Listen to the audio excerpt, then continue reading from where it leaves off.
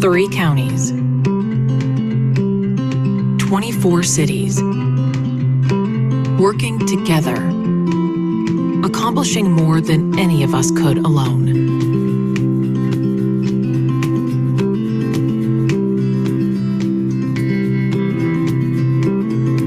Whether your roots run generations deep, or you recently moved to Greater Portland, you are a part of Metro, the nation's only regional government elected by the people. Planning for the future, preserving what we love. Let's keep our region thriving for decades to come.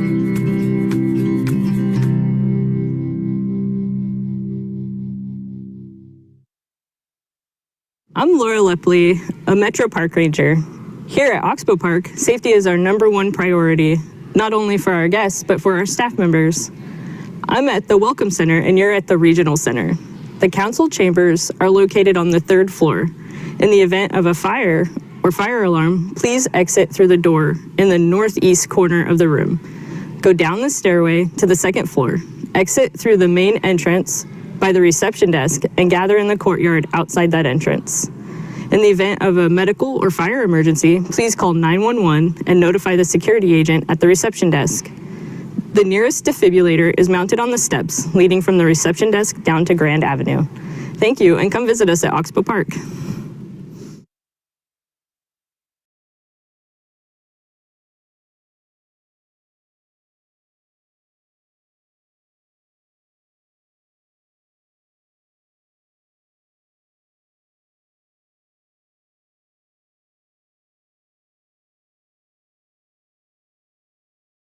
Oh, yes, Councilor Simpson.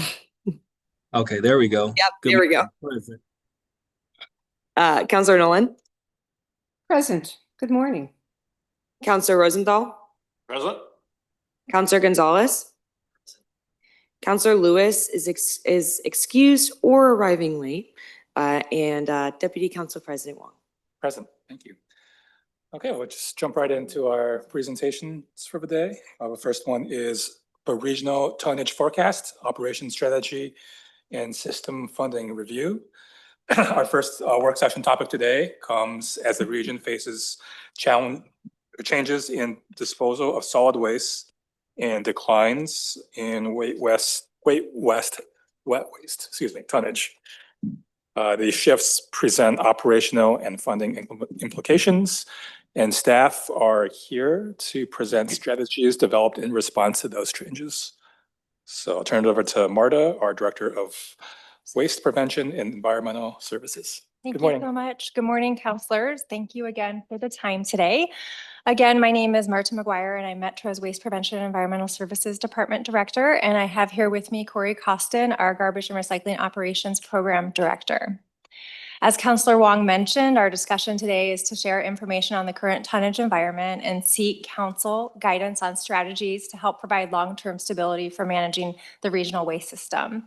If we go to the next slide. Today, we're going to touch on an overview of the solid waste tonnage forecast. We'll walk through implications for our transfer station operations and system fees, and then we will present operational funding strategies to respond to the changing environment. We go to the next slide.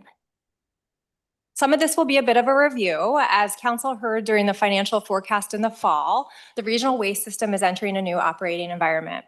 The solid waste forecast indicates a sustained decline in wet waste tonnage moving through the region through at least calendar year 2028.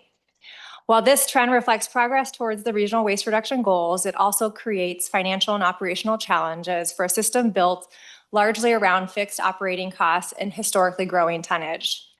This change can be tied to cooling of the regional economy that is marked by declining employment, both in the general and construction sectors, elevated material costs, and reduced residential investment. If we go to the next slide. This covers why tonnage matters for system financing. Transfer stations operate largely on fixed costs. Regardless of how much waste moves through a facility, Metro still needs staffing, maintenance, equipment, and facility operations to keep the stations running. Those costs are primarily recovered through per ton fees that are delivered to Metro facilities.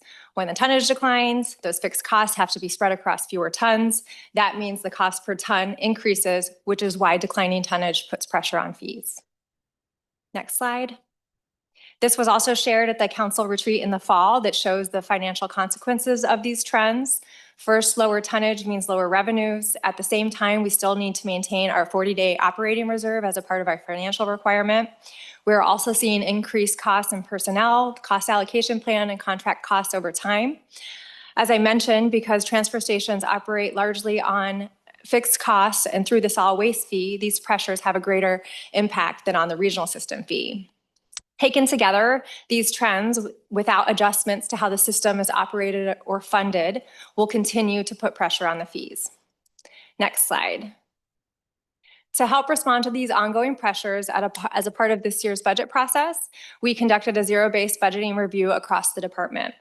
This work really helped us step back and evaluate which programs and services are most critical to the regional waste system. The result was a set of program and organizational adjustments that better align resources with core system needs, and these changes will be reflected in the proposed FY27 budget that will be released early next month. Next slide. Building on that internal alignment work that we did through the zero-based budgeting, staff are advancing 2 additional strategies to respond to the structural changes in the regional waste system that you see listed here. The first one focuses on operations. Specifically, how do we improve the flexibility of managing the transfer station operating costs as activity levels change? The second strategy takes a step back and looks at the system funding structure to ensure that we are funding regional services in a way that remains sustainable over time. I want to walk through each of these different strategies in more detail, starting with the operational strategy, and plan to break for discussion and council direction after each one. That sounds okay. Next slide. As I mentioned, the first strategy focuses on improving operational flexibility for managing the transfer station costs. Metro South operations contract expires in 2026, creating an opportunity to adjust the operating model to better align with the current system conditions that we just walked through. For that reason, staff have evaluated the feasibility of public operations model and are bringing forward this for your consideration. Next slide. I want to take a moment to walk through why staff are evaluating this option and bringing it forward now. Given council's interest in public-private partnerships, staff first issued an RFP to test the market for private operators. That process resulted in only one proposal, which really limited our ability to ensure a competitive outcome. At the same time, as we walked through, the system itself is changing, and we've discussed declining tonnage and how that puts pressure on the fee. That makes operational flexibility and cost control more important than ever as we look in managing this system long-term. I also want to note that evaluating public operations is not new. Staff conducted a detailed analysis in 2022. At that time, council was also focused on advancing public-private partnerships approach, and the RFP process that we did at that time yielded multiple proposals. So staff moved forward with that direction. Today, we're in a different position with limited market competition and changing system dynamics, which is why staff felt it was important to take a fresh look at that public operations model. Next slide. This slide summarizes the findings from staff's analysis of what it would look like if Metro operated the facility directly rather than through a contract model. Today, the contracted operations model requires roughly 60 FTE to operate the facility. Under a public operations model, we estimate the facility could be operated with less staff, as noted on this slide. This difference reflects efficiencies that come with integrating Metro's existing management that we have on site into the day-to-day operations rather than having a separate contractor management structure in place. The other area of investment to note is capital and equipment if Metro moved to public operations. There would be some equipment investments that are outlined here. However, Metro would also be able to retain assets that have already been reimbursed through the current contract structure. We would also expect to phase procurement over time, which helps us manage upfront cost. One important nuance that I want to note when it comes to the equipment investment that's required is that we have to buy equipment regardless of which model we pursue. Under the current contract, Metro reimburses the contractor for those purchases, typically with a markup. Lastly is the financial considerations overall. A key difference between the two models is that public operations operate on a cost recovery basis, meaning there is no contractor overhead or profit margin built into the operating cost. As a result, public operations keep more public dollars circulating in the local economy, supporting local jobs and economic activity.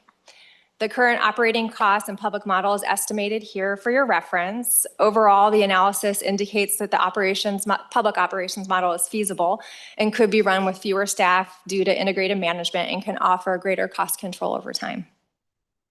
Next slide. Up to this point, I've walked through the strategic context and the analysis of the public operations model. To provide additional insight on the operational and financial considerations, I would like to ask Matt Tracy, who is our superintendent at Metro South, to share operational perspectives. And then I would also like to invite Brian Kennedy, our chief financial officer, to walk through the financial and procurement considerations. And I'll turn it over to Matt to start.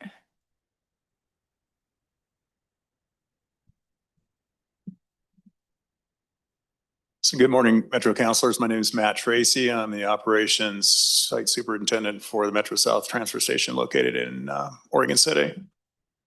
So we're discussing the operational considerations and why this feels like a good idea for us. The first thing I'll say to you is it allows a lot more us to be a lot more nimble on the site. So when it comes to the ability to basically staff the site, we'd have the ability to be able to utilize the teams that we have in place now and kind of cross-staff them throughout the site as transfer station operators. Secondly, we would have more flexibility to pilot our new operational programs. Currently, if we want to do some innovative operations or change our operations in a more innovative manner, we have to kind of go through a iterative conversation with our contractors to be able to do so. Oftentimes, they have constraints, and we don't see those constraints in our operational paradigm. The ability to adapt and explore recovery market developments and the opportunities, this flexibility would also allow us to work with budding markets in the region for recovery. And currently, we don't have that flexibility as much as we could have in that other context. Also, just the ability to be able to react more quickly to our needs on the transfer station. Over the past years, a lot of our needs have changed. We're experiencing a completely different waste stream at this point. You all know about our battery fires. We have a good partner with Recology, but at this time we could be a little more flexible with our operational considerations as we go forward. So that's really the word today, is to be more nimble in the operation and to look at the operation as more of a public construct that has a lot more community attachment and community development for that region. So I can stick around and answer some questions later. Can you provide a couple of examples of the nimbleness that you're speaking? Sure. Just so I can. So we oftentimes will get folks who will talk to us about a market that they want to develop for recovery, and it's not necessarily at a larger scale. If we're a public operation, we might be able to entertain developing that market along with a partner in the region, and we're building a community market for them, right? So if you're operating with an operator, they might not want to take the time and the effort that we need to take to be able to do that. And we have a staff here at MRC that helps us along with that too. So our planning staff would help us with that market development. It just gives us some flexibility. Did that answer the question, Councilor? So I think if you give the example of a material like wood waste, that's coming through the transfer station, we need to find a market for that material to be recovered. We work with the contractor to find that market. So it's a relationship in order to do that. Perfect example. We were to do a public operations model, we would have more control over who we're able to develop those relationships with. So it really does open a greater window of opportunity for us in terms of market development, of bringing on new local businesses that are interested in developing markets for those materials. We don't have that control right now because of that operating model that we currently have. And that's a perfect example. We used to, back in the day, I was involved in marketing timbers because timbers would come into transfer stations. And that's an excellent example of developing another market that you don't necessarily look at because it's not in volume. I think other examples that I've heard around is also around responding to customers that come into the transfer stations. Right now, we have kind of two spheres of operations, those that are managed by Metro and those that are managed by our contractor partner. Right. So there is also just more layers to work through in order to be responsive, both in terms of responding to customers, but also in terms of process improvements. And on the operational level, we can pivot a lot easier if it's just us. If we're having an internal conversation, I can pivot the team quickly to accommodate whatever the need is on the site. Councilor Nolan, do you have a question on this slide? Well, I have a question on this section. Great.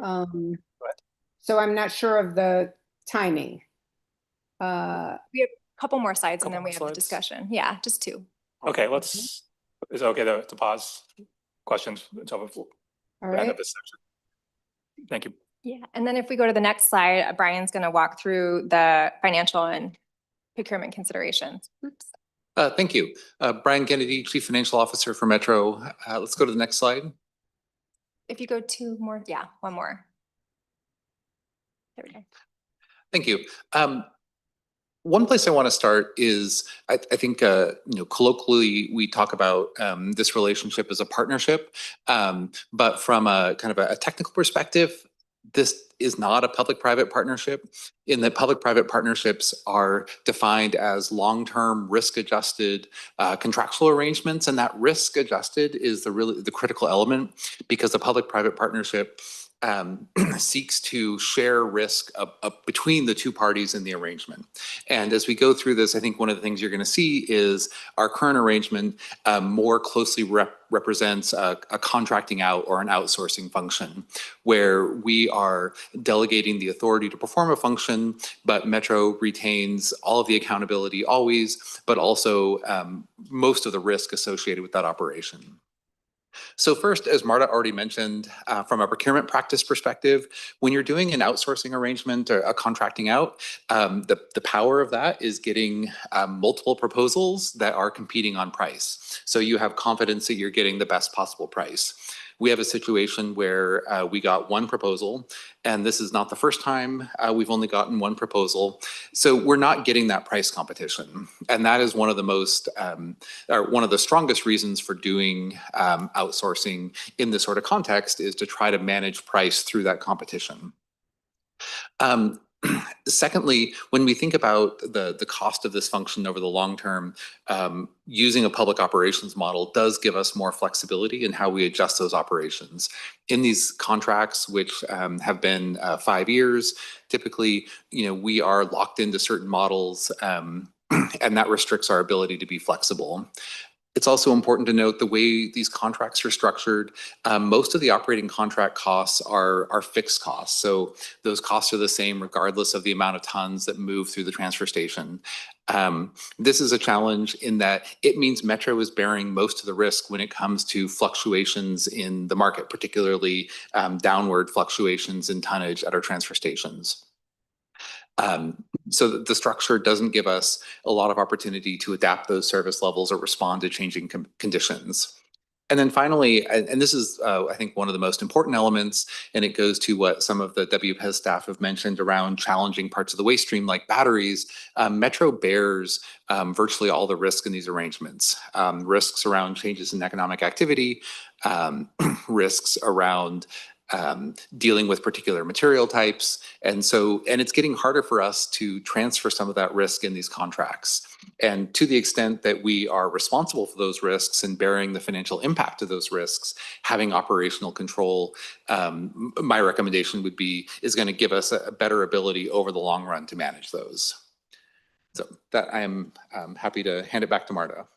Thank you so much, Brian. Thank you, Matt, as well. If we go to the next slide, I want to move on to staff recommendation. So staff recommends advancing public operations to provide greater operational flexibility and cost control over time for the reasons that we just shared. If council isn't ready to weigh in on public operations today, an alternative would be to maintain 2 tracks. Staff would continue planning for the public model and open a brief window to allow the contractors to submit an updated proposal. In both scenarios, we recommend continuing to advance the public option. So if we go to the next slide, we just have the discussion question for council's consideration. Do you support staff's recommendation to advance public operations at Metro South? Great. Thank you for your presentation. Let's go to questions. We'll start with Councilor Nolan. Thanks, Mr. Chair. I have lots of questions. I would like some more details on how it is we think we can reduce 25% of our workforce. And I assume that you're suggesting we can't make that efficiency with the existing arrangement. I mean, if there's duplication of effort, why don't we eliminate either a position in the contract or a position on our staff? That's a really great question. So the efficiencies that we would be gaining have to do primarily with the management structure that we have on site, as well as some of the operating positions. We would not essentially be reducing the workforce. We would just not need the shadow management structure that is in place by the contractor on site. And then we would be able to leverage some existing roles. We can't do that now in the way that the site is structured with the parts that Metro has management and oversight over, and the parts that our contractor has oversight over. We can't have Metro staff managing contractor employees. So we are not able to gain that efficiency in the public-private model. I don't know if there's I'm not sure why we couldn't have Metro staff supervising contractor employees. There are dozens of examples of that being done in public sector services. And I guess I'm wondering at base, if you've had the kind of conversation you just went through with your slides with the contractor, perhaps, I mean, in retrospect, even before issuing the RFP, if you've identified issues with the management of the processes at Central and South, did you talk about it with the contractor? Did you ask for suggestions on how to mitigate those issues? Did you look at your own structure and say, if we've got a contractor overseeing these particular functions, maybe we don't need one of our own people overseeing the overseer? That's also a great question. Our expectation when we do a request for proposal is that we are getting the most competitive bid and having the opportunity to compare those bids to one another. As I mentioned, we only received one response to the proposal. So it's difficult for us to make that determination whether those bids were competitive or not. I think the other mention is that a large part of this rationale is not strictly around cost savings. It's around cost control and the flexibility for managing this site long term. This is a 5-year contract period, as Brian mentioned, so not being locked into that. So I don't want to solely focus on just cost savings, because it's really about cost control and long-term management of that site and having the flexibility to respond to the changing conditions that we're currently experiencing. Okay, one more question for this round, Mr. Chair. Mr. Kennedy, when you presented your slide, one of the points was transfer of risk. I'm having a hard time understanding how bringing all of the contracted work directly under control and execution of Metro employees helps us transfer risk. There's nobody now to share any of the risk if we take it all in-house. So how is that an advantage? Councilor Nolan, excellent question.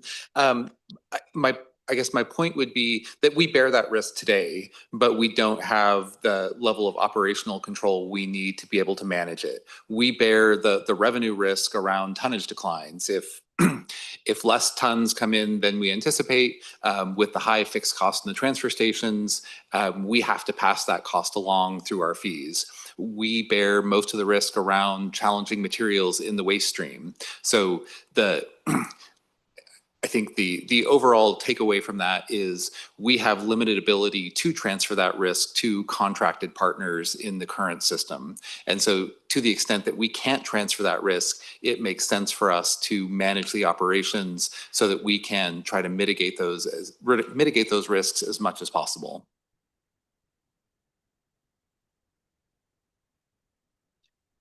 Not sure I'm absorbing that logic, but thanks for the answer. Okay, Councilor Rosenthal.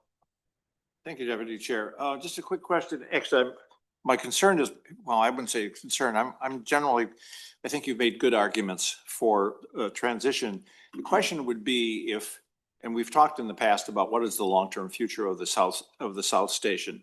If we were to transition into a very different model for the South Station, I guess the question would be the efficiencies of keeping on with people who are with contracts that currently operated or transitioning. Would we lose efficiency by transitioning to our staff only to change it to a very different model in the short term? In other words, what is the time frame where that efficiency gets captured or lost? That's a great question.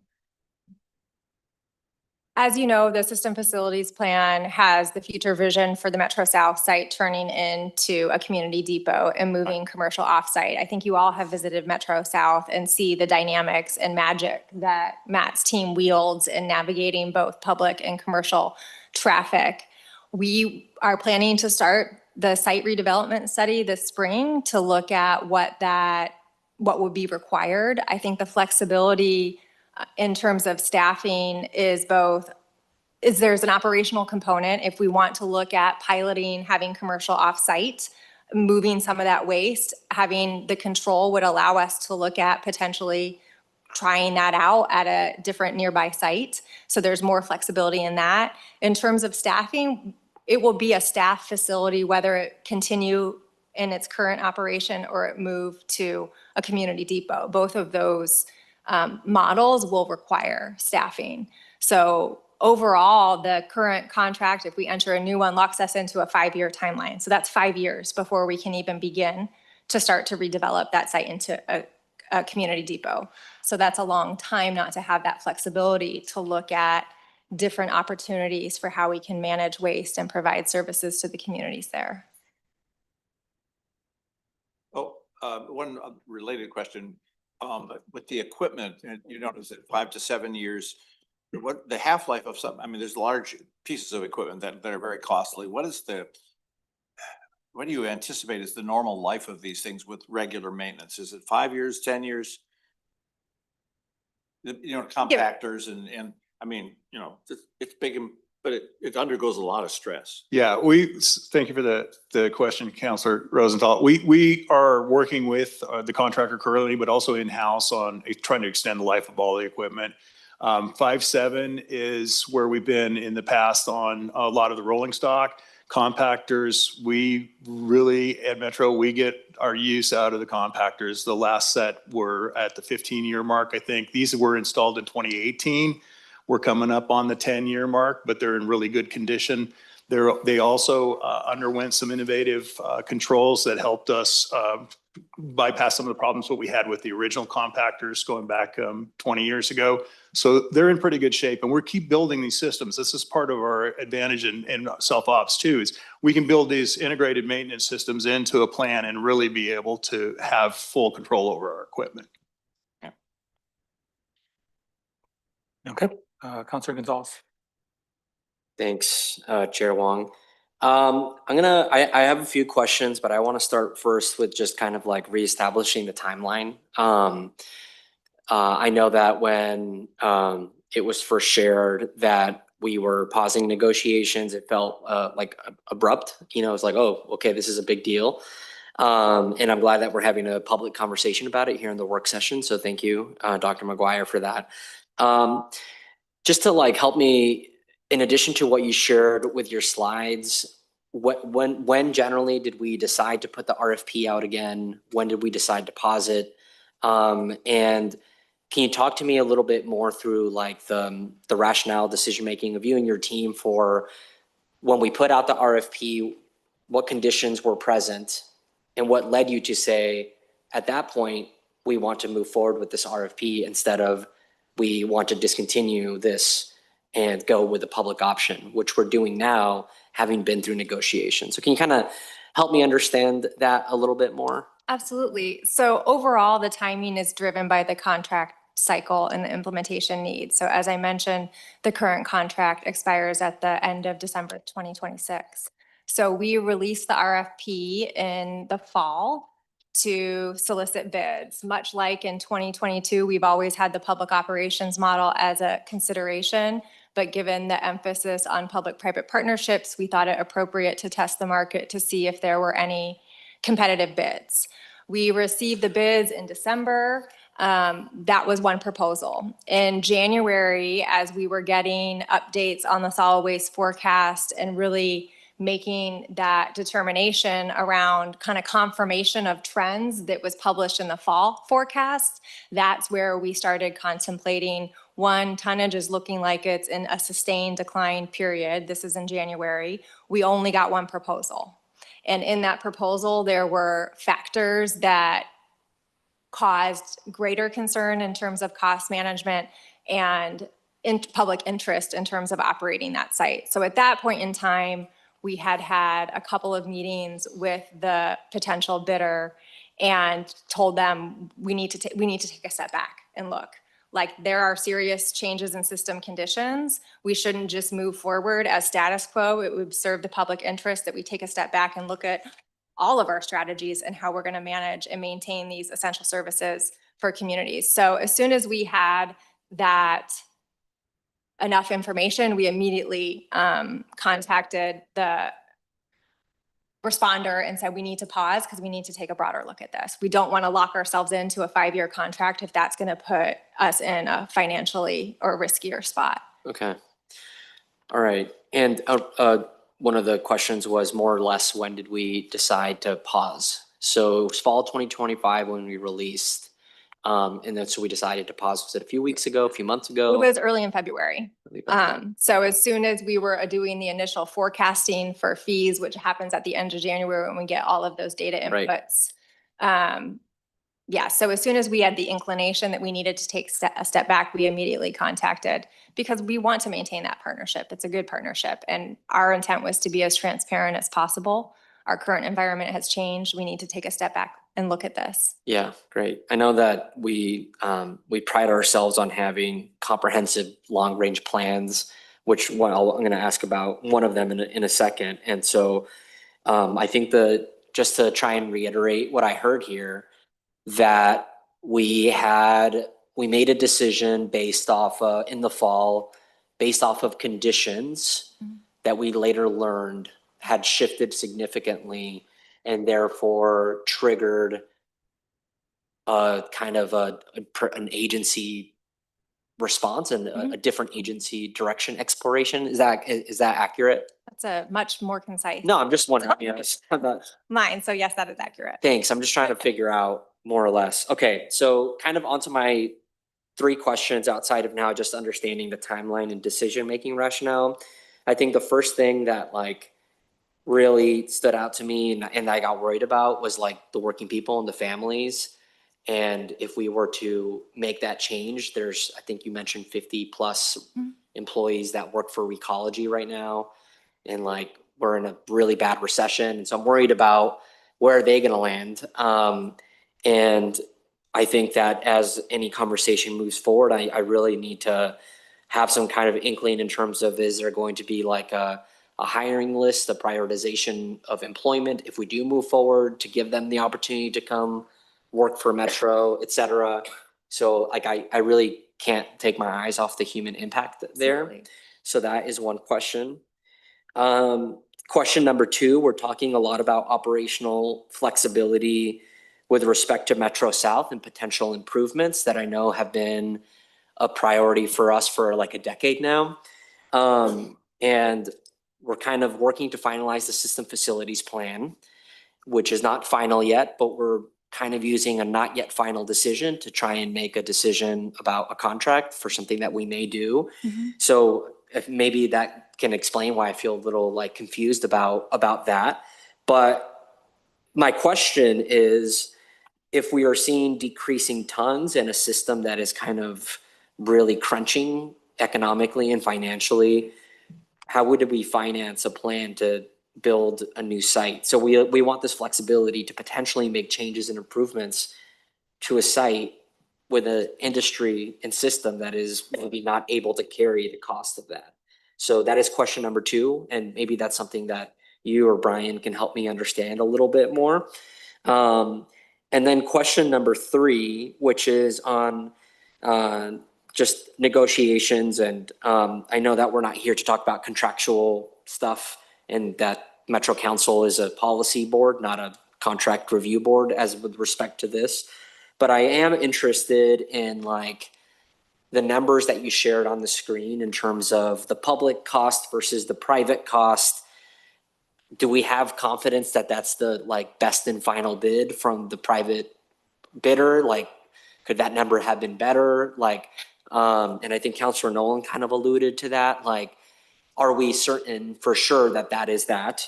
And on the flip side, question for Brian is, with the public number that we said that we think it would cost, I really want to understand like what is our downside and like what level of risk and or like conservative financial estimation went into that 10 point whatever number versus the 11.4, because you know we're in a inflationary market, and what I don't want to happen is in 3 years we're like, well, it actually cost us $13 million instead of 10 point whatever. So if you could talk to me about assumptions, how conservative or how non-conservative is that estimate?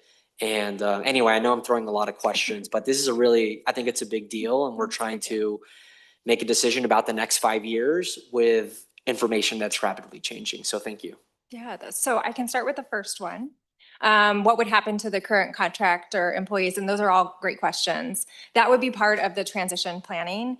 Our ideal would be to provide opportunities for those existing workers to apply for these new positions that would exist under the public model. There's a lot of expertise and experience that we would want to leverage to continue operations for the facility. So that's one aspect of it.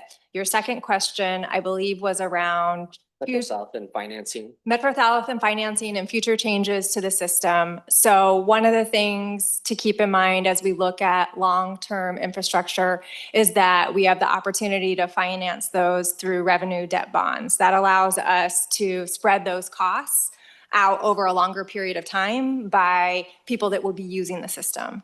So that provides us the opportunity to look at continuing to make those investments where we have critical system gaps. It does mean there are operating costs that will need to be included in our operating budget to maintain those facilities. And that's where it really gets to efforts that we're making on our end and doing the zero-based budgeting to make sure that we are evolving our department to focus on our most essential services, but then also create capacity to be able to operate these future facilities. So that is, I think, the second question. Yeah. Can I ask a follow-up? Yeah. So I know revenue bonds generally are pricier, and so I'm wondering, like, how would bond markets respond to a system that seems to be in decline and like give us money for a system that's losing money, basically, or not losing money, but with the forecast being low? I guess I really need help understanding that a little bit more, especially because I think it's a core pillar of the argument that Metro is making, that we want flexibility because we know that we want to initiate some kind of improvement for this. I know the site's old and really needs changes. Councilor Gonzalez, I think that's a little bit of a complicated question to answer. A couple of things I would note is, number one, when governments go out to the market, rating agencies look at the fiscal condition of the overall government in addition to the specific utility that's potentially issuing revenue bonds. Metro has the highest possible rating, repeatedly reaffirmed AAA. All of that being said, I'm not sure I would recommend going to the bond market right now for revenue bonds backed by solid waste revenues. I think we'd want to see stabilization in tonnage before we did that. But we have a lot of work to do before we get to that point. So there is time for those things to settle out. The overall challenge is whether you are paying as you go or whether you're financing it. We're going to be paying for those costs through the solid waste system. So we would need to make sure that we felt good about where the system was, where the revenue projections were before we kind of substantially engaged in that project, regardless of the financing mechanism we're using. Yeah, thank you. But I feel like I now need to ask this question. Do you feel like that would happen within this 5-year contract period? In terms of the stabilization in the market? Yeah, or potentially going to raise that revenue?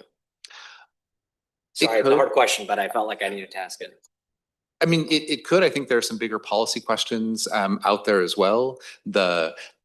Personally, I think the question, or I guess for me, if my primary lens is around uncertainty in the economy, while that would probably push out future capital development conversations a little bit further, it would also make me want to have as much flexibility as possible in the current operating model to respond to changing conditions. Great answer.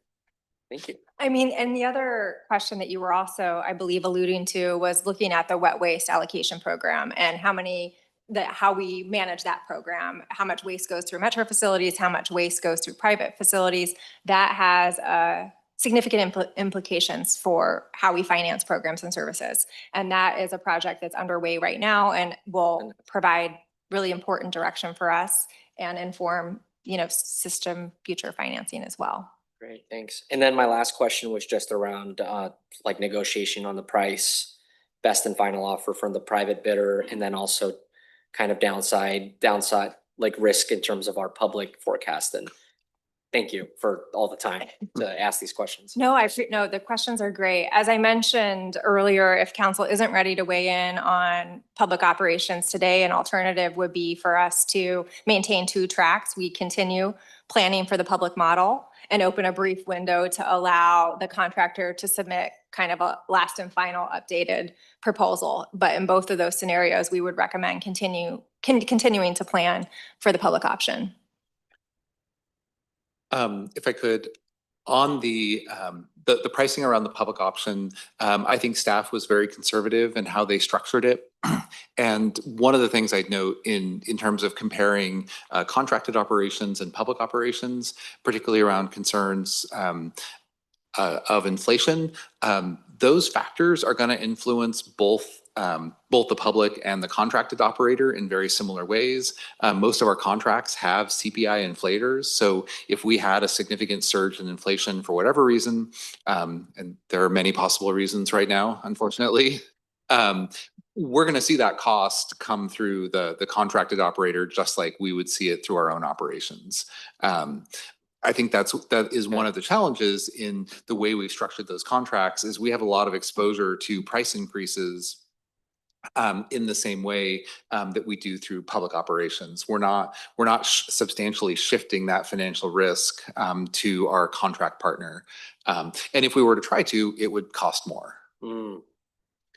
And maybe one note on the in terms of procurement best practices, one challenge when you only have one bidder, it's not uncommon that bidders are reluctant to negotiate against themselves, which is why when you're doing large, a competitive bidding process, you want multiple bidders so that tries to drive costs to the lowest level. If you only have one, how much movement you're going to see there is uncertain, and we have kind of limited levers in how we manage that, how we try to drive that cost down. Thank you. Great answers. Appreciate it. Councilor Simpson, did you have a question? Yeah, just really briefly, because I got to jump off here in a second. Thank you so much for that breakdown, that rundown. I think a lot of my questions got answered in Councilor Gonzalez's interrogation there. I woke up inspired, Councilor. No, it's all good. I guess the question I do have, one, what is the timeline going to be for this new RFP if we can open it up? And then 2, walk me through, I know we have contracted staff on site, but what does that transition look like to if we put it back into public ownership?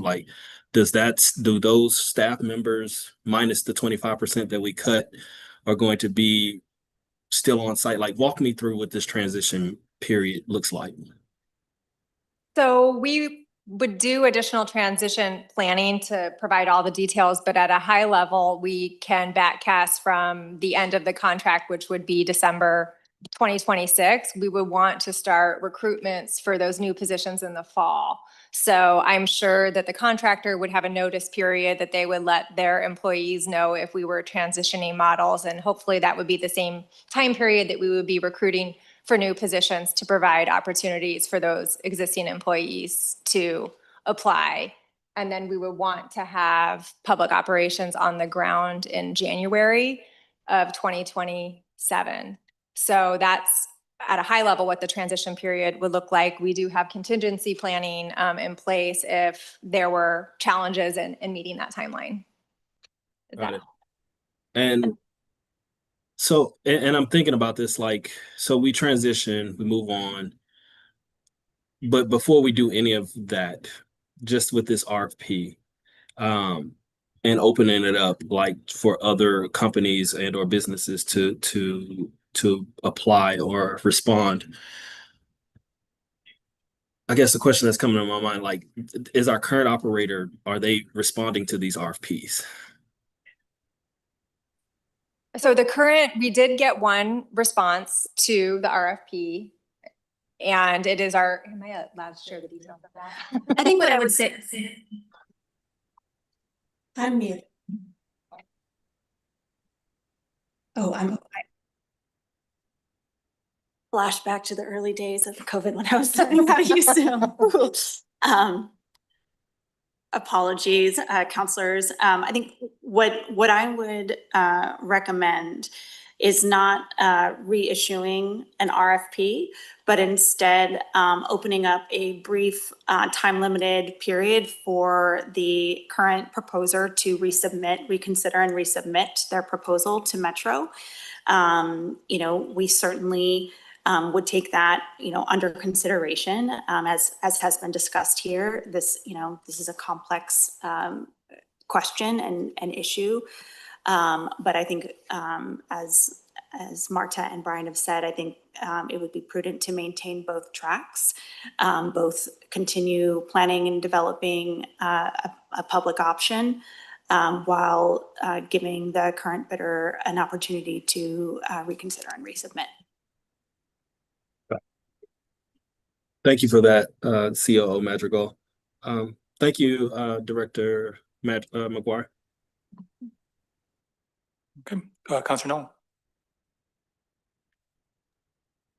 Thanks, Mr. Chair. I have a couple of questions that presented during Councilor Gonzalez's questioning, and one that I want to start with that hasn't been raised,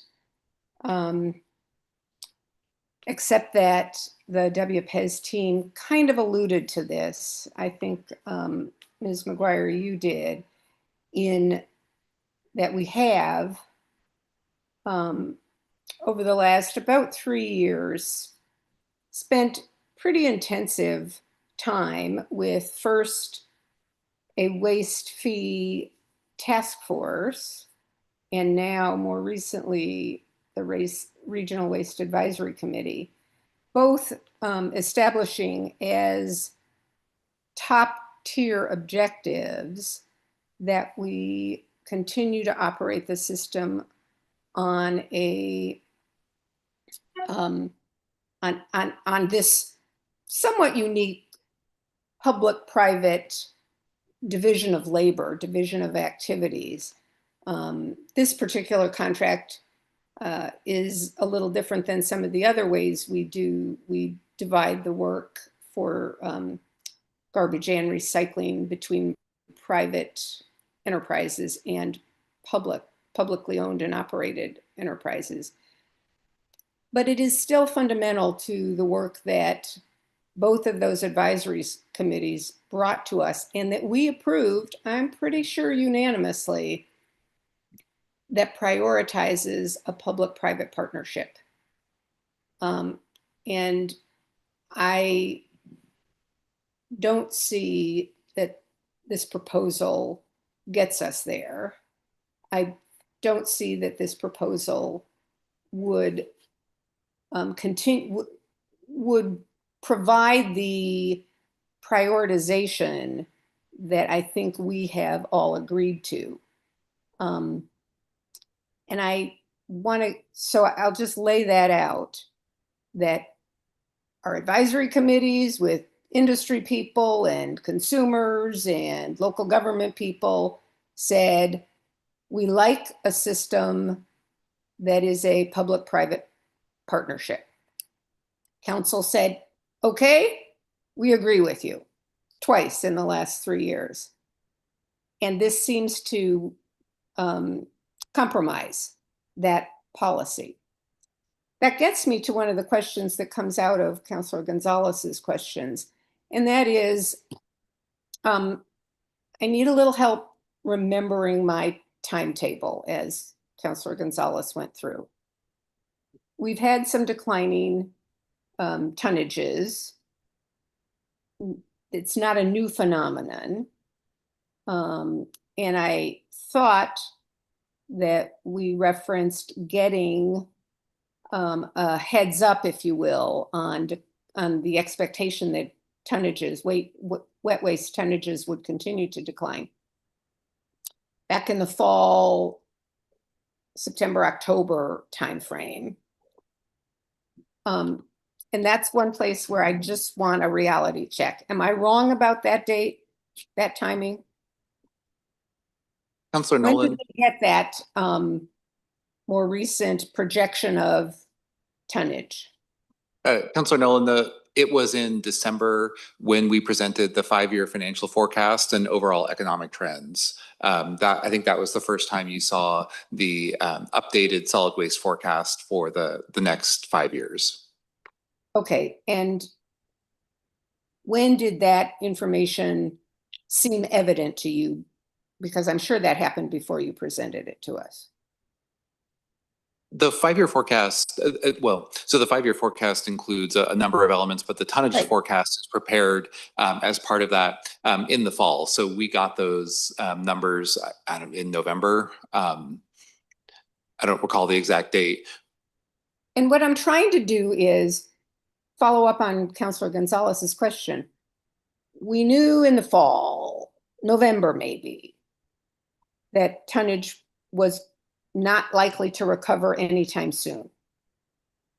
And we issued an RFP in November. So I'd like to just sort of revisit and see if you can give me a little more perspective on, if we had that projection, why did we issue an RFP if we were thinking that a public operation might be, or even likely would be, the direction we wanted to go? And then tied into that is, if we're concerned about the lack of flexibility in the existing language in the contract, did we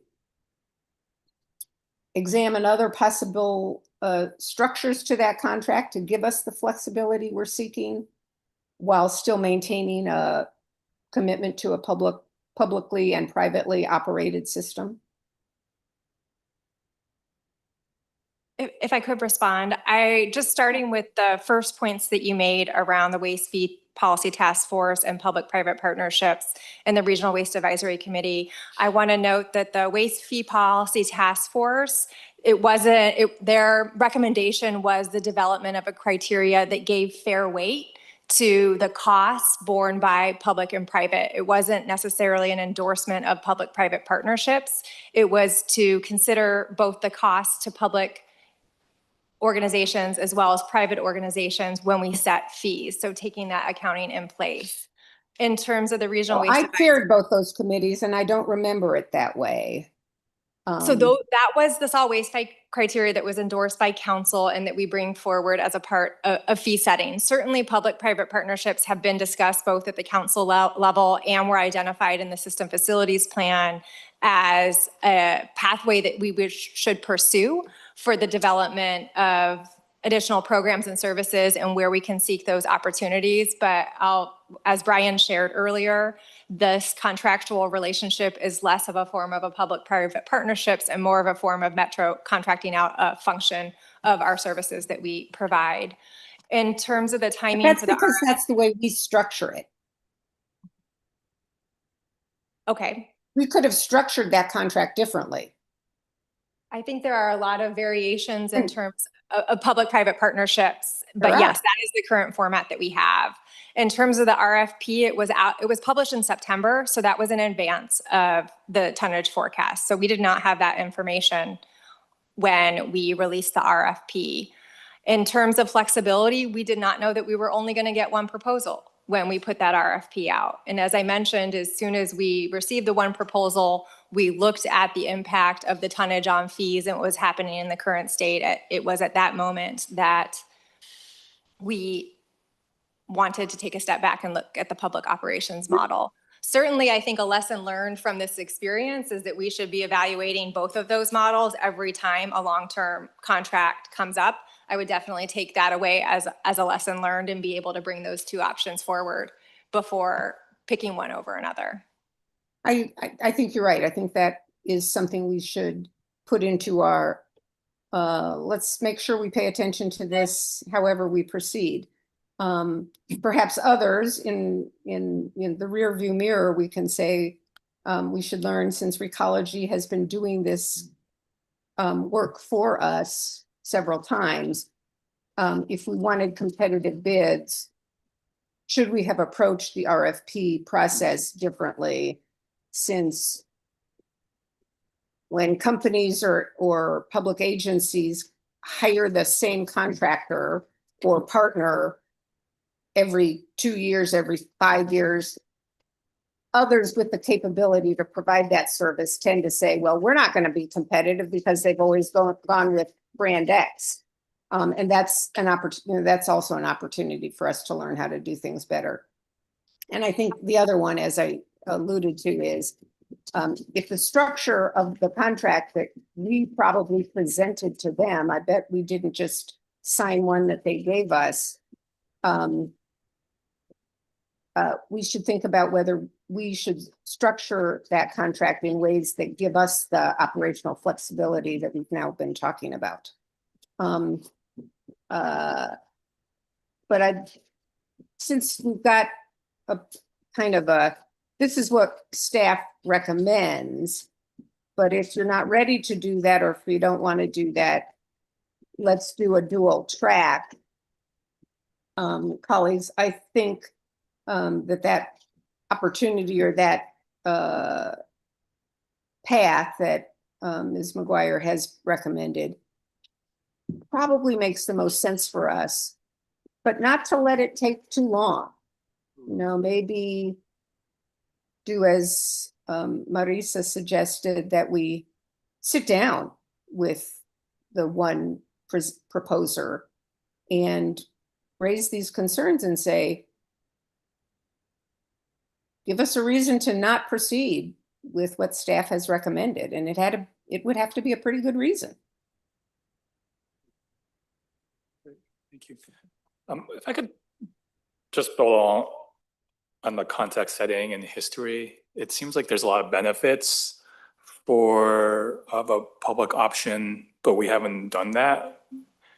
And like, can you take us back in time to why we went this private route in the first place? And it might have been before my time, for sure, maybe decades ago. But like, what's different between now and then when we made this council or in this department made that choice? That is a really great question. Brian might have more insight to me on the history of the public operations model and why we have the current model that we have today. I know when we did the regional waste plan, it was identified as a long-term goal. It's in the plan around moving to a public operations model. So I don't know if you have insights around why we adopted that model in the first place. Councilor Wong, I think there are two primary reasons. Number one is going back, a couple decades, there was kind of a deep ambivalence within Metro about whether Metro should stay in the operations business. And so there was a belief that having contracted operations gave Metro the flexibility to decide whether we were going to be in or out of that business. And the second reason is I think there was a belief that I think was maybe more true, say 20 years ago than it is today, that the contracted operations model provided Metro the opportunity to kind of offshore some of the risk associated with transfer station operations. I'm not sure that was ever really true. You know, in government, when you outsource, you know, there are two elements, the accountability and the authority. You can only ever outsource the authority. Government is always accountable for those operations. So I believe we always maintained most of that risk, but there was a belief at the time that it moved some of that financial risk to the private sector.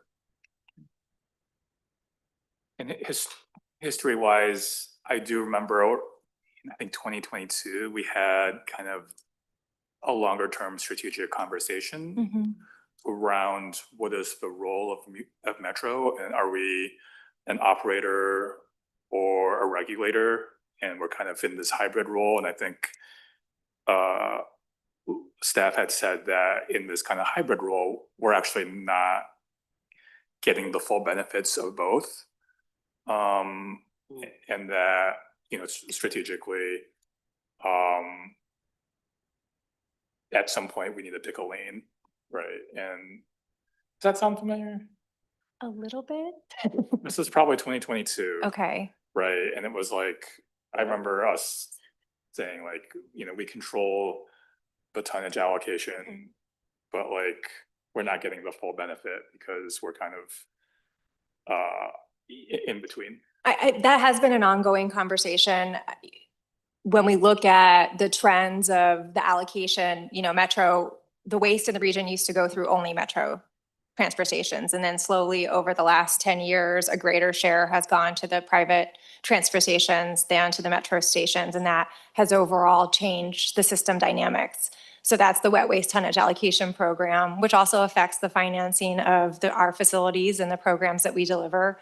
That is a project that we initiated this fall that we've been working with Councilor Nolan on through the Regional Waste Advisory Committee. And is a big policy question. Do we maintain the status quo? Do we change that program? Do we change our regulatory role? So we are bringing forward the first phase of that project and the results of that with our discussions with the Regional Waste Advisory Committee this spring to council. So that is a question that we will be asking council and seeking direction on any changes to that program in this next year. And we had a big debate of like, yeah, you know, which way do we go? Do we, because you get more benefit from doing, and or like you have to pick one of those. and in 2016, when the transfer station, and I think Brian was a part of that, the transfer station system configuration study was done. It was a similar policy question that was being asked of the council at that time. And that council had decided, no, it makes sense for us to maintain public transfer stations. And given that, we're going to ensure that our stations continue to receive 40% of the region's waste so we can continue to provide those programs and services. So this council is going to be asked to weigh those same trade-offs and benefits of what that means for the system. And in 2022, I think we decided we wanted to kind of maintain this current structure, but it seemed like there was more of a lean towards stepping more into a regulatory function. I could be wrong in my memory, but is this decision that we're making today actually move us then more into we're gonna step into operations at a different level? So we're in essence making that decision before that strategic conversation, or do we still have flexibility? We'll still have flexibility. This is just, the bigger policy question is not dependent on the decision to whether or not this is contracted out or whether this is public employees. I think we've identified the services that we provide at Metro South, specifically the self-haul services. We're one of 3 transfer stations that provide an essential service for both households and small businesses around the region. And we're committed to continuing to provide that service because of all the number of benefits it provides, from recycling to making sure that people have a safe place to dispose of stuff instead of leaving it on the street. So that service will continue. And the question in front of you today is, do you want that to be delivered by public employees, or do you want to continue to contract out part of that function of that facility? I think I understand that, but I think, if folks become public employees, we have a higher standard of like responsibility. So I do think it kind of like shifts that balance a little bit. And I'm not saying that's the wrong move, but I do think it actually, inches us closer to, I know it's not a true public-private partnership, but like that was one of the options that we were considering, was like, do we actually want to go to true public-private partnerships? Or do we want to do it ourselves? And this actually, inches us towards just more doing it ourselves, which I think is a big picture conversation. So I don't want to rush into anything, but I do know the kind of time frame that we're on. And I'll save my recommendation for you, but I think there's another round of questions. So I'll go to Councilor Rosenthal. Yeah, I find this a very interesting conversation. Having spent a lot of time working with solid waste facilities, King County and Lane County, where they were mostly publicly owned, it gets to the interesting question of both contracts versus public-private partnership. Now, I'm a big supporter of public-private partnerships, but not necessarily if there is a public benefit to moving into a different direction. In other words, I think the criteria is what is best for the long-term public benefit in terms of both flexibility of making transitions as well as immediate cost savings and things like that. So I think as we move forward to these some regionalization, we're going to have plenty of opportunities for public-private partnerships. And there's certain areas that we will never do quite as well, or that we don't want to hire all the staff for. There's a technical capacity. But again, sometimes there's a gray area between public-private partnerships and between contracting. And from my standpoint, the question was raised, should we have submitted the RFP? I think it would have been irresponsible for us not to ask for RFPs.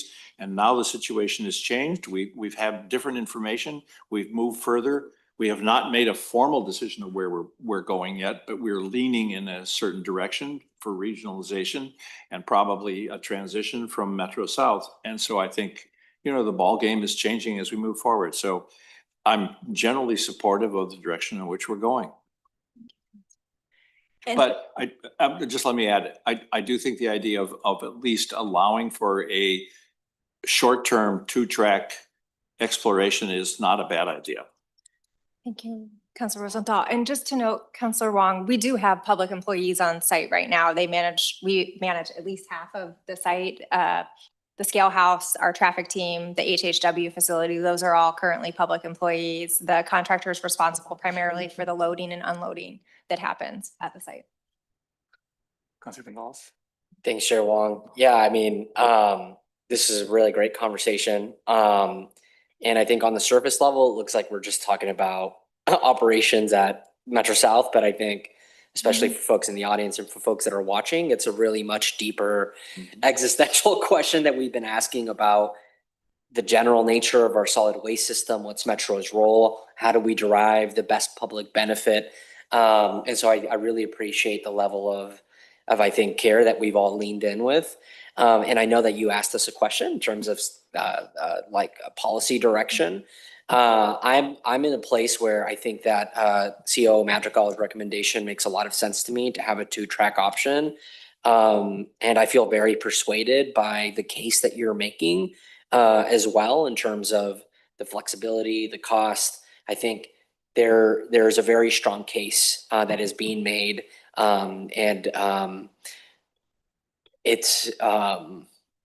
Yeah, I think I just wanted to kind of emphasize that as well, that I see a lot of merit in why you're bringing this forward. But I think we have some due diligence as well to make sure that as we're actually examining that question that Councilor Rosenthal posed really well, what is the public benefit, especially in this environment that I know we're all living in, that our neighbors and our voters are just feeling so tapped out with affordability and cost of living. We have a responsibility to make sure that we're offering the best service at the best cost. And that like needs to be really top of mind for us, which is why I'm very supportive of this offer that, or this recommendation that Marisa is making, because we need to be balancing and weighing those different variables. I can ask one more big picture question. I think there's different systems in different regions all across the country. And I understand, there's some vertically integrated systems out there. Are they seeing better benefits at this time of like, economic pressure? Like, that was one of the questions is just like, we have this hybrid system, there's some better Ours decentralized. is some better- definitely more complicated and than other systems that exist that, King County, all of the transfer stations are publicly owned. They have one or two that do hauling. So there's efficiencies that can be gained with those models. I think that's a great question that I'm happy to bring more information back on. But I would definitely say our model doesn't lend itself overall in terms of our system, but there are other benefits that it provides too, in terms of having more local businesses that provide services and the ability to provide different services in different communities. But there are trade-offs to different models. Not sure. And we've talked about different models. I just don't know what it takes to shift our model because we have so many stakeholders now. So It's a great question. Part of what is called shaping the regional transfer system is going to bring different scenarios to council to look at what does it look like if we focused on the most efficient system, and how would that change the system dynamics in terms of costs, benefits, and services. So those are things that we are going to be exploring, and we'll have some scenarios to share with you. Great. Well, we'll look forward to that deep dive strategic conversation again. I think, Lots of big conversations. we'll dust off our notes from a couple of years ago.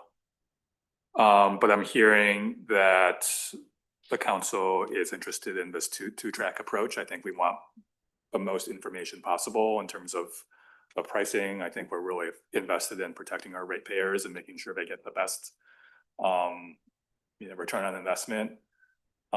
So, I know it's not a council level decision, but if you would just keep us updated on which track, and maybe we can revisit, as you've made that decision. But I do think having an opportunity for like a rebid to get kind of that best price, so you can compare financially which way to go makes the most sense. Does that sound okay, colleagues? I think so. No objections to your summation? Yeah, I think Councilor Nolan has their hand up. Councilor Nolan? Thanks, Mr. Chair. Yes, I agree with that approach. I think there are a couple of ways of doing it. You could ask them to compete against themselves, although in practicality, they'd actually be competing against WPEZ, who has put out an alternative proposal. I don't think we want to take the time to engage our advisory committees in this, but I would be happy, Mr. Chair, to spend some time with staff and Marisa trying to help figure out how we bridge the public-private partnership priority with making an alternative, taking an alternative path to looking at this, if it would be helpful. I could bring some of that perspective. That'd be great. Thank you for offering. Okay, well, do you have what you need? I do. We might run out of time. I had one more strategy to discuss with you all around the system funding. This was the most timely one. So if we don't have time today, I can return. It's a lot higher level. It's not as complex as this topic, but just looking at getting endorsement from council to take a look at the overall system funding structure over the next year, and engaging our Regional Waste Advisory Committee, local governments, and community partners, and just looking at the overall system financing given the current changing conditions. So just wanted to get a thumbs up. There's a couple of slides, but that's the gist of it, to get council's endorsement for Go through going the down. notes really quickly. Yeah, sure. That would be great. Yeah. Thanks, Matt. Thank you. I'll move quickly through this. Thank you so much for the time today. Thank you. Shirt.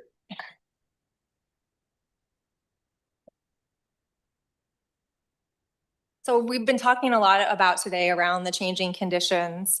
One, we talked around operational flexibility as being a key component to respond to some of the changing conditions that we're seeing in the waste system. The second strategy focuses on the system's funding structure. So if we go to the next slide. At the beginning, I talked about Metro's current funding structure was developed in a different operating environment for the regional waste system. At that time, disposal tonnage was generally growing and Metro facilities handled a larger share of the region's system's waste, which meant per ton fees provided a stable way to fund transport station operations and regional programs. And today we're seeing a different set of conditions that's placing increasing pressure on our current model. In addition to changes in tonnage, we're also seeing some really important policy changes. The Recycling Modernization Act shifts a significant portion of the recycling system to a shared model with producers, which changes overall how the system is financed. As a result, it's appropriate to take a step back and review whether the current funding structure still aligns with how the regional waste system operates today. If we go to the next slide. Over the coming year, staff recommend a broader review of the system funding structure. This work would include understanding how regional system costs are currently allocated, evaluating whether the existing model remains the most sustainable approach as disposal patterns evolve. We would engage the Regional Waste Advisory Committee, local governments, and industry partners, as I mentioned, as a part of that discussion. The goal of this work would be to bring back potential policy options to council to help ensure the system remains financially sustainable while continuing to support our waste reduction goals. This is something, Chair Nolan has brought up a number of times or Councilor Nolan in our Regional Waste Advisory Committee sessions. How does this model work when ultimately our goal is to reduce waste generation? So we think it's an opportune time for us to take a step back and look at this. So our question today is, if we go to the next slide, does council have any feedback on initiating a broader review of the regional waste system funding structure? Would you support us having this discussion? Thank you. Councilor Rosenthal. Thank you, Deputy Chair. Yeah, I think that's great. I just have a question about timing. As you know, I like the slide or like the bullet point that said involve local stakeholders. And as you know, there's some stakeholders that are very concerned about our regional fee structure and they have weighed in the past. So the question is timing. Are we going to sort of develop a draft analysis first and then roll it out to RWAC? Are we going to engage in a sort of a more, and either one has benefits and negatives, in a more comprehensive approach and ask for input first and then develop a draft before it comes back to council? I'm just sort of questioning about the timing and process. So I would envision this process would take 8 to 9 months across the next year. And the first part of it would be fully scoping this project out. I would anticipate engagement would be a deep part of this work because of the interests and the impacts that our fee setting model has. So we don't have that all sketched out yet, but if council was supportive of that approach, we could then kind of outline what that structure would look like. We can even bring it back to council and make sure it covers the appropriate process that you're looking for. Okay. Thanks, Chair Wong. I think this makes a lot of sense. We knew the Nonprofit Modernization Act was going to change our world significantly.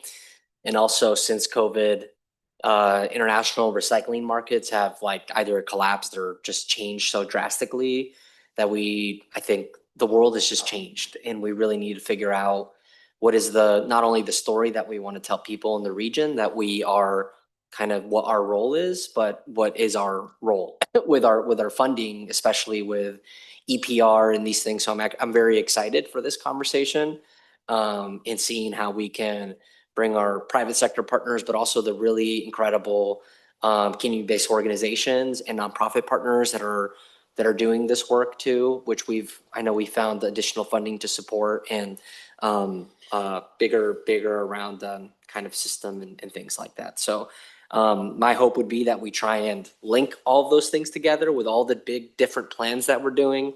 And remind me when the regional waste plan needs to be updated, because I know it's a 2030 regional waste plan, but that's like tomorrow. I feel like 2030. There's flexibility in that timeline. Okay, all right.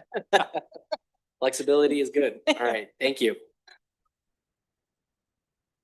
I know, tonnage is we typically considered a leading indicator of, tough economic times. Based on history, like how long has that recessionary period been felt in the past? Like, do we have any, like, is it like 2 years, 3 years? Like, That's I asked Joshua Harwood to join to speak to the economic conditions because I think he can better offer that expertise. That's a great question. The economist. Even they're called my favorite. Thanks. No, you're totally fine. My mom called me up. Hi, I'm Josh Harwood. I'm I lead our revenue and analytics division. I use he, him pronouns. Every recession is different. This particular local recession that's been discussed right now. I mean, remember, we're not in a national recession at all right now. So, but what we are seeing is our local economy being amongst the worst in the country.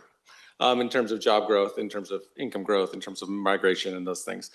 Just the messenger, not somebody, that's not what I want to say.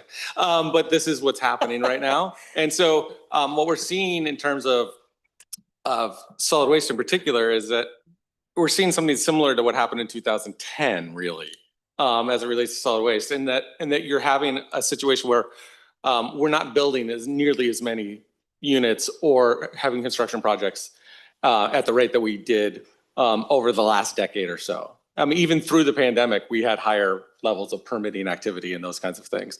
So, so we're having a real strong pullback on investment in the region. In order for our solid waste stream to change, some of those market conditions have to change too, probably. And so whether or not those can change for a variety of reasons, they can change because the global economy does better, because the local economy does a little bit better, because we've lowered prices to a point where now people are investing. That's what you're seeing in downtown real estate. And so I think the reality is that this may be a little while. This may be a couple of years at least, or there needs to be some other policy change that we don't see right now coming down the pike that would kind of tweak things and make things more amenable to investment here. I think this is our steady state for a couple of years at least of investment churn.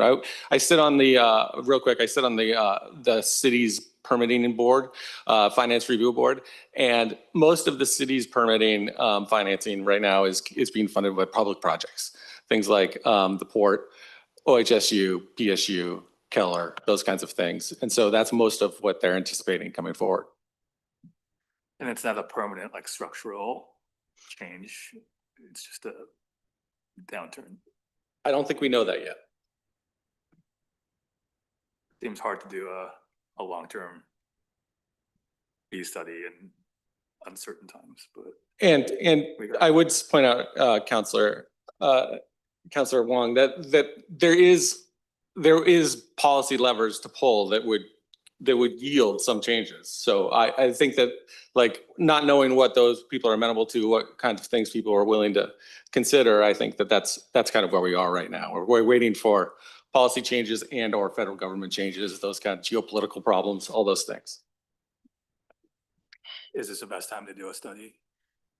I think it's been a long time that since we've taken a step back and looked at our financing and how we allocate fees. We haven't reevaluated it in the context of the Recycling Modernization Act, and that's one of the most significant policy changes that we've seen in the last 2 decades. I think it's worthwhile to do the exercise of a review. It doesn't mean that council needs to make changes to it, but given the current environment and just changes that have happened to date, that it could be a good exercise to walk through to see if council wants to consider any changes. Thank you. All right, well, hopefully you can bring us better news next time, Josh. Thank you. I will try. I hope I do too. Councilor Noah. Thanks, Mr. Chair. I just am getting back to the original question we were addressing.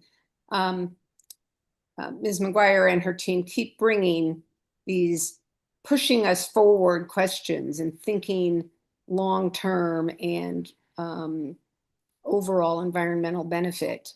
This is an example of that. And I think it is the right time for us to be looking at this. Great. Thank you. All right. Thanks So for it spending sounds the like we morning. have endorsement with council to move forward with that review. Yeah, I'd just make a comment. I think it would be irresponsible not to do this considering the changes, but we also realize, as he pointed out, that things are a little bit up in the air in terms of the large scale, and this may not be the final word, but we have to move forward. And I think there's also the point that from the standpoint of our partners in this, moving forward with this reanalysis sends them the message that we want to continue to be engaged. We're not just going to sit here and, in closed doors and do what we've always done.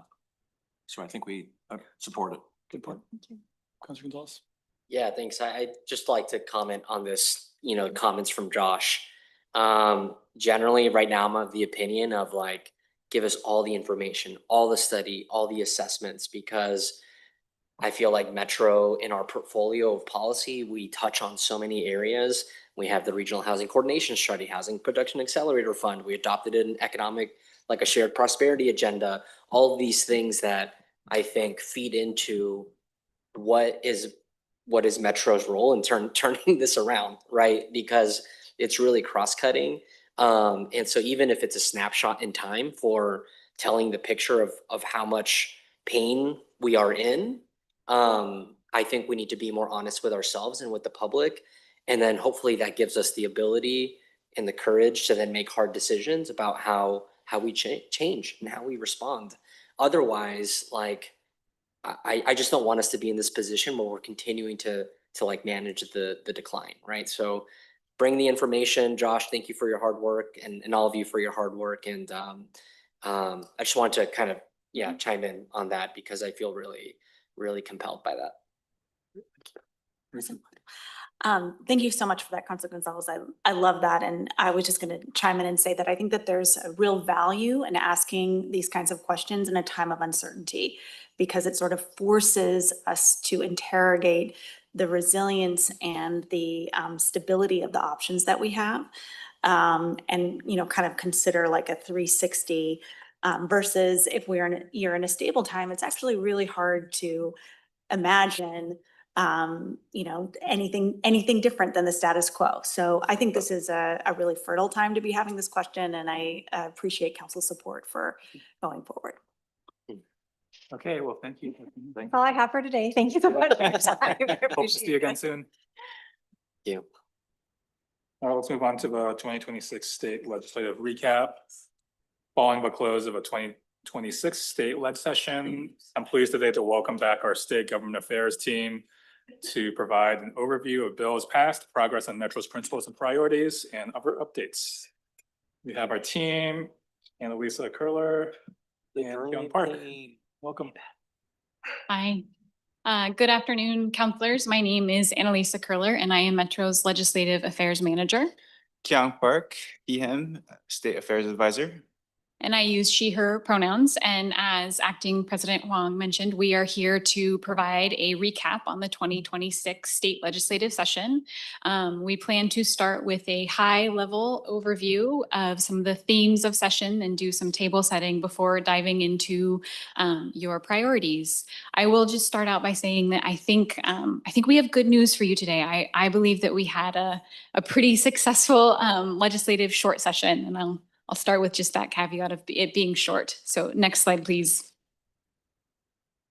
So as a reminder, the 2026 session was indeed a short session. It is constitutionally restricted to 35 days. It runs for the month of February and typically into the first week of March. I often describe long session as a marathon and short session as a sprint. They are both very challenging, but are challenging in different ways. And in particular, what you find in short session is that time is of the essence. It is very intense. The timelines are very short, and there are deadlines that fast approach. And that is really the tone and tenor that covers all of legislative work during short session. Just as a reminder, the purpose of short session is to do some of those budgetary tweaks, technical adjustments, some of those small policy things, urgent fixes. And while I would say sometimes there have been short sessions in the past where we have seen pretty large scale policy priorities get pushed through, I would say that by and large, this short session really stuck to that purpose. Next slide. Some of the key things to this legislative session, first and foremost, some of the worst predictions did not come true. So Kyung and I came before you a couple of different times in the fall and early winter, and we talked about some really scary looking possible budget cuts and revenue shortfalls. We also talked about possible concerns around longer term walkouts that we've seen in the past. We did not really see a lot of that come to fruition. We're going to spend a little bit more time on a subsequent slide on some of the budget pieces. And then in addition, another really large scale key theme that ran the course of session was responding to the federal government. So this gets at those kind of urgent fixes or things that the legislature needs to address. And that was really looking at rebalancing the budget and whether or not to disconnect from some federal tax policy. There also was a large scale package around immigrant rights and federal enforcement. And a lot of those bills did indeed see their way across the finish line. Some other high-level focuses of short session were economic development, transportation, which I will spend some more time on later on in this presentation. And then there were some transient lodging tax changes. Next slide. All right, for the budget, if you recall, the legislature started short session facing about a $600 to $700 million gap in the general fund. Fortunately, due to actions taken by the legislature and some favorable events, the worst scenario did not come true. In the end, the legislature was able to balance the budget with a cut of $128 million, and more importantly, there was no elimination of any programs. So it was a complex process, but I wanted to highlight just a few factors that led to this outcome. During session, the legislature passed a bill to disconnect our state tax code from the federal tax code, partially with three provisions: new car loan interest, qualified small business stock, and bonus depreciation. These combined with a few other little tweaks recovered about $300 million to the state coffers. Agencies and slowdown in spending in agencies, vacancy savings also contributed to closing this gap. And lastly, a probable one-time uptick in corporate tax receipts also helped close that gap. There was a lot of other factors to it, but those were kind of like the big things that helped stave off the $600 to $700 million gap and lead to a $128 million cut. This has been shared as a short-term fix to the budget. So although we don't have any programmatic cuts this time around, we may be facing some budgetary difficulties in the next few sessions. Some of the federal impacts to critical programs like SNAP and Medicaid are expected to impact the state later down the road. So stay tuned for that. Next slide. Just quickly, here's a list of the legislative priorities council adopted for this short session. We'll be going over these one by one here. So next slide. First up, we have serial communications. The bill to clarify prohibited serial communications passed. This bill adds some exemptions to deliberation, such as speaking to media, speaking with constituents, and sharing factual information. Staff will be doing a little further analysis and following up with the actual changes to the law in more detail. Next slide.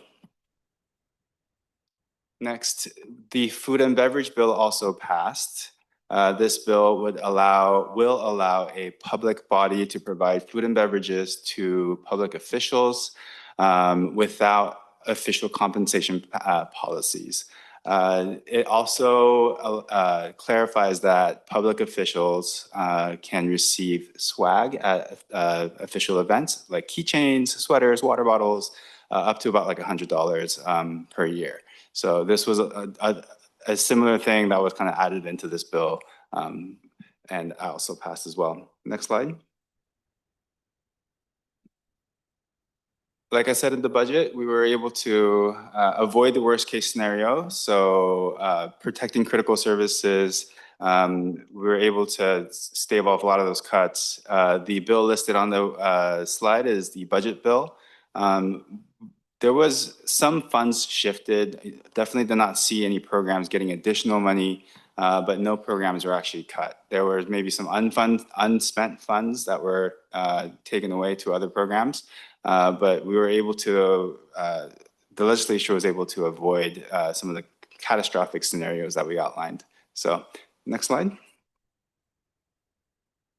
And then in housing and homelessness, we actually saw a increased investment towards development of affordable housing projects in the level of about $75 million in LIFT bonds. And then there was an additional $25 million investment to a new preservation fund for affordable housing. This is for constructing, remodeling, repair of expiring affordable housing properties. This is debt financed, so this is coming from general obligation bonds. This is not a general fund thing. So the state have approved some additional housing investments. There was a push to replenish or kind of recover some of the eviction prevention funding. That had failed. That would have been a general fund ask, and there really wasn't as much resources on that end. But we did see some additional housing investments. Next slide. So like any legislative session, there were a variety of land use bills that were before the legislature. I want to focus on Senate Bill 1586, called the Jobs Bill. This bill's purpose was providing economic incentives and land use changes to spur economic growth statewide and here in the metro region. Metro weighed in on only the land use provisions. As originally introduced, it brought 1,700 acres from rural reserves into the metro urban growth boundary. As amended, the bill would have brought in 373 acres into Metro's urban growth boundary, changed the designation of roughly 1,300 acres from rural reserves to urban reserves, and placed additional sideboards on the types of industry that could site on the land being brought into the UGB. The bill did not pass this session, dying in the Senate Committee on Finance and Revenue. Next slide. Transportation was also a hot topic this session. As you recall, there was hope and multiple attempts at a holistic transportation package in 2025. Ultimately, the legislature concluded the long session without having passed a transportation package, and as a result, ODOT was facing significant reductions in operations and maintenance. The the governor convened the legislature for a special session in September to pass a transportation funding package, and they ultimately did. A referendum petition to refer portions of the measure to voters was launched this past fall and gathered enough signatures to qualify. In the lead up to session, Democrats considered a variety of options regarding referendum petition 2026-302. This included possibly repealing the entirety of the transportation package, moving the election date from November to May, and doing nothing. Ultimately, they decided to move the referendum election to May and passed Senate Bill 1599 on a party line vote after a short walkout by Republicans. Next slide. In addition, the legislature also addressed ODOT's budgetary needs. With the successful referral of the transportation funding package, the transportation tax increases will only go into effect if voters approve the measure. This has left ODOT with a $288 million budget hole for the current biennium. The legislature rebalanced ODOT's budget through vacancy and other cost-saving measures, as well as swapping state funds for federal funds, temporarily redirecting funding from transportation programs such as Safe Routes to School, Connect Oregon, Community Paths, and Bridge Seismic Improvements. Vacancy and cost savings account for around $70 million, and the rest comes from redirecting funds. There's a more thorough email in your inboxes from about 2 weeks ago that goes into greater detail on this redirect. Next slide. So our battery bill passed with the support and help of producers, private solid waste companies, environmental groups, other local governments, and especially our bill sponsor, Representative Emerson Levy. We were able to get this bill across the finish line. If you remember, it failed to pass out of Ways and Means in the 25 session, but we were able to find a pathway to really address the growing number of battery fires that we're seeing in the solid waste system. DEQ will soon enter the implementation phase, and this program is expected to go live in 2029. Next slide. The speculative ticketing bill also passed. We worked on this in coalition with other arts and performing arts organizations across the state. You'll recall that speculative ticketing is where someone resells an event ticket that they don't actually have in their possession. What this results in is often much higher prices for tickets, as well as consumers being sold fraudulent tickets. This is an issue that we've seen far too commonly at P5 and builds on the work of the last session around consumer protections in the events industry. Next slide, please. So we have a few other bills that we wanted to mention that were did not fit neatly underneath the legislative priorities. So the first one that I want to spend a couple minutes talking about is the funding and necessary structures and sideboards for Moda Center. I think we've all been involved in some of the conversations around ensuring that the Blazers stay here and some of the necessary improvements to the Moda Center to facilitate that. This was the state portion in financing that, and that did see its way across the finish line this session. Secondly, there was some funding, $15 million for industrial site readiness. I want to place these bills in a little bit of context, which is, I know that $15 million doesn't seem like a lot for industrial site readiness, but in the context of what the state has given to industrial site readiness over the last decade or so, this is pretty significant. Metro and a coalition of other local government and private sector partners have been advocating for industrial site readiness for over a decade. In the 2023 session is the first time that we saw the state give funding, and they gave $10 million specific to semiconductors. This past long session, just most recently, they also gave another $10 million more broadly. So this $15 million, while not a ton of money, placed in the kind of historical context is pretty significant, particularly in the context of a session in which there was really tough budget decisions that were being made. And then finally, House Bill 4134 passed. This raises the state transient lodging tax to fund wildlife conservation. Thank you. That concludes our presentation for today, and we're here to answer any questions you might have. Well, thank you for all your hard work. Yeah, of course. And you did bring us some good news. Thank you. Yes. Colleagues. Fun. It was a lot of fun. Any lessons learned from adapting on the fly to some policy concepts?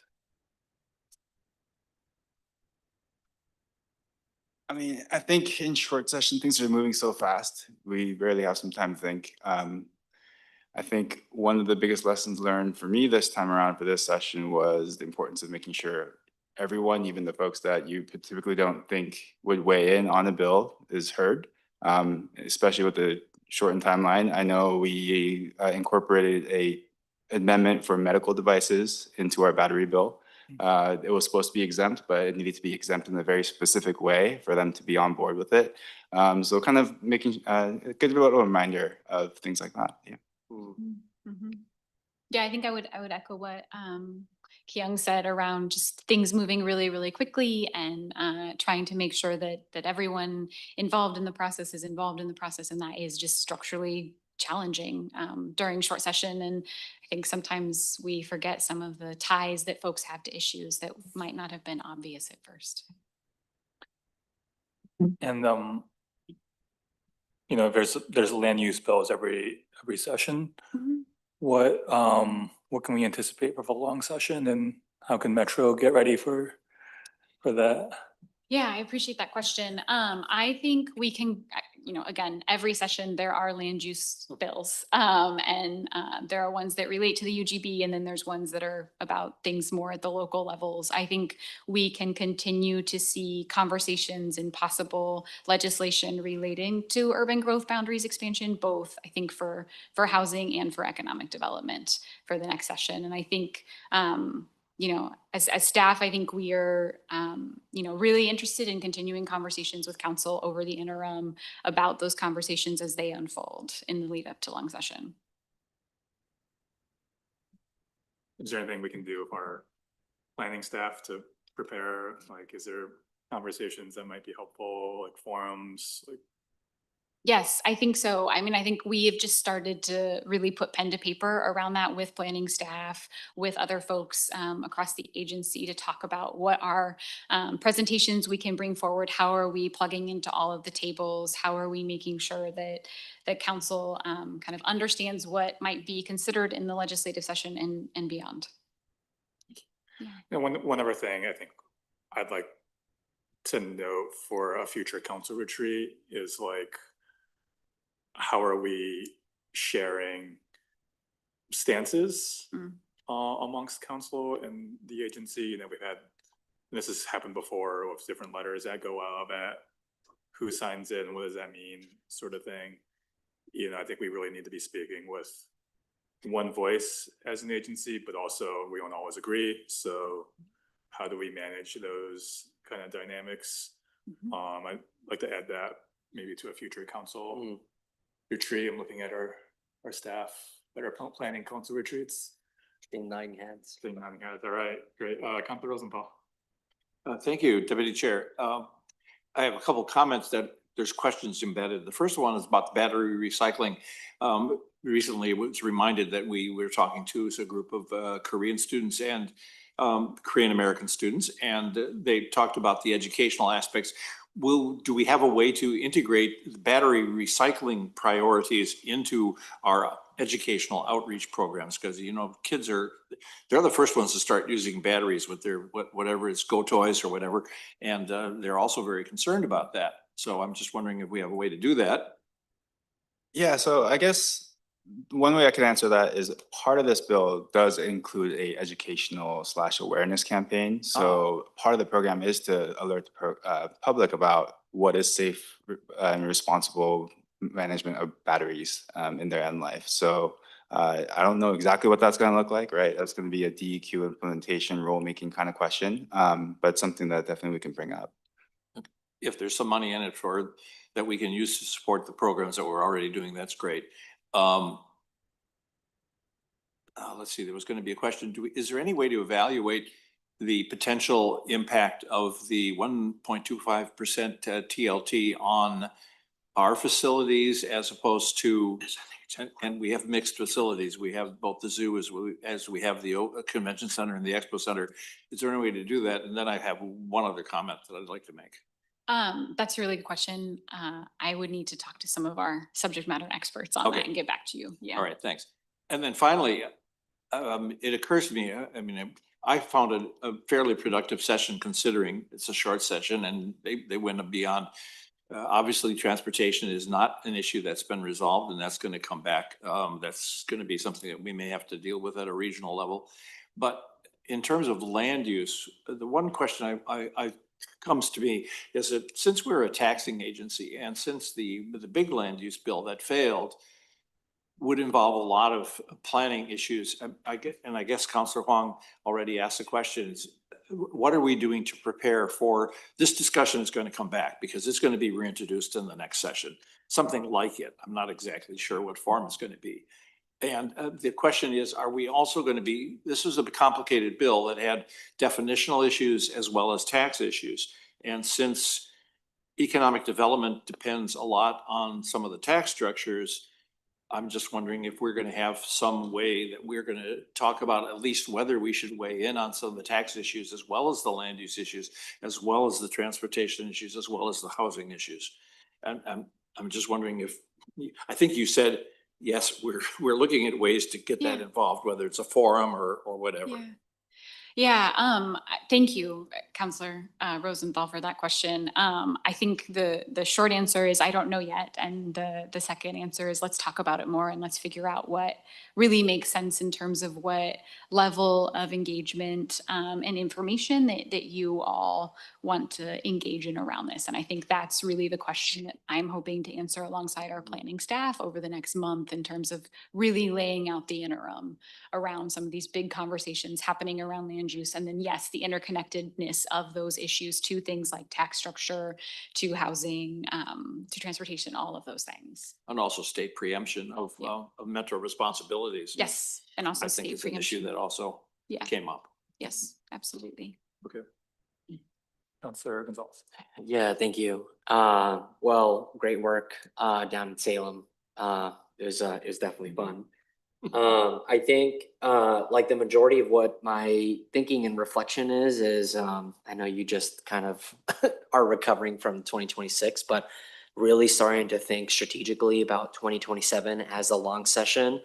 I think whether it's land use, housing, homelessness, transportation, I mean, transit, you name it, there are some really big things that I think this region needs to lean in on and develop stronger relationships with the legislature, with the governor's office. And I think it's really important that as we think about our agenda setting for the rest of this calendar year, that we kind of work backwards in terms of what are the most critical conversations, tables we need to be setting, so that we're not only bringing the full council along, but really the community and our partners along for those conversations. So I'm just kind of sharing with you, but also with GAPD and with the council office staff, with the council, kind of what some of my thoughts are around that.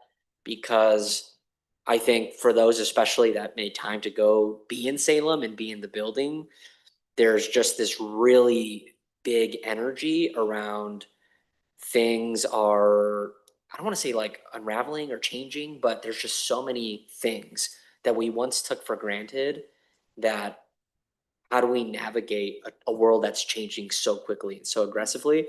I think we just felt that in the WPAS conversation before as well. And I think that I'm excited because I think we have a great team here and that we have a lot of brilliant leadership on the council to navigate that. But anyway, just I guess there's no question there. I you. appreciate that. That's super helpful. Thank you.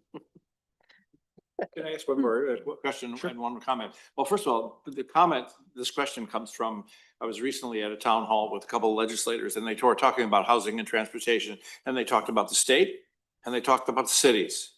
And afterwards I said, you didn't mention Metro at all. And we seem to be somewhat involved in housing and also involved in transportation. I said, you might want to think about that.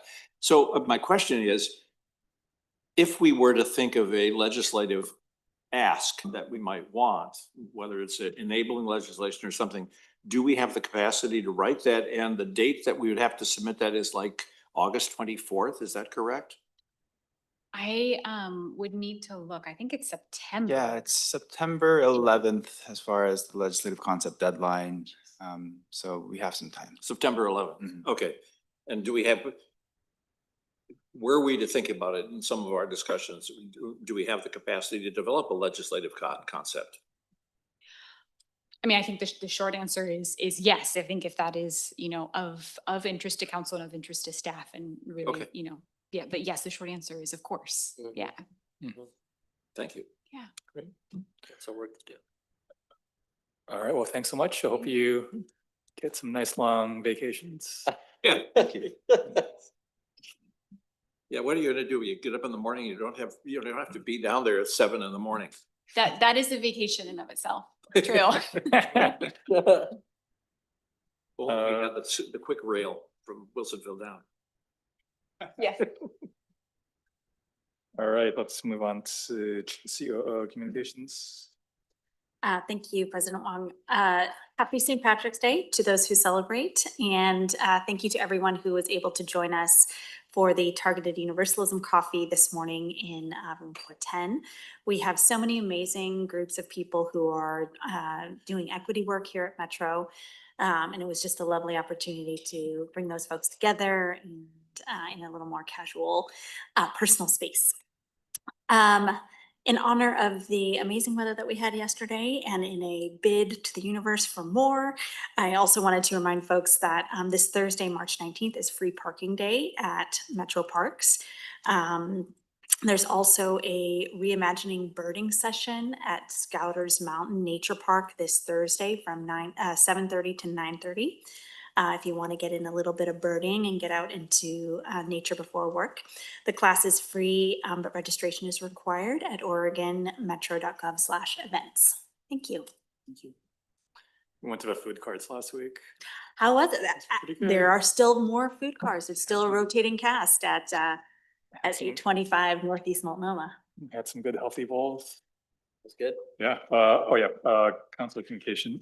Just thinking about lunch. More reconnaissance is needed for the checkout. Any other Councilor Communications? Nope, seeing none, okay. Well, just colleagues on Thursday at our council meeting, we'll have a long discussion on the appointment process for the council president position.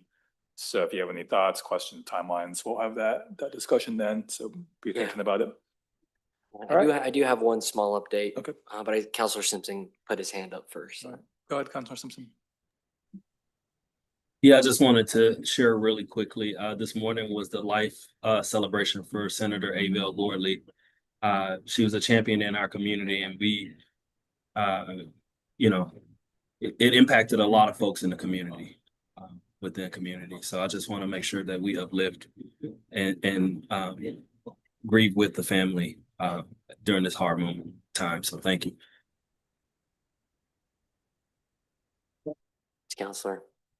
Yeah, so just real quick, in kind of the kind of the shuffling of different assignments this year, I'm on the Visitor Development Fund board now. We had a meeting on Friday, and some important things to share that like really stood out to me.